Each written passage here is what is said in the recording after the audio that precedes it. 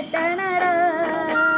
അമ്മ ഭഗവതി ഇന്നെൻ്റെ കാവിൽ പന്തലിൽ വാരണട.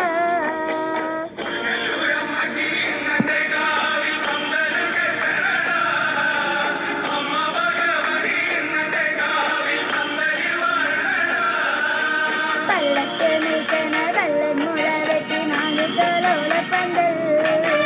കൊടുങ്ങല്ലൂരമ്മയ്ക്കും ഇന്നെൻ്റെ കാവിൽ കുൽത്തോല പന്തലിട്ടേ. ആരിയം നെല്ലിൻ്റെ അരിപ്പൊടി കണ്ടല്ലേ വട്ടക്കളം വരച്ചേ.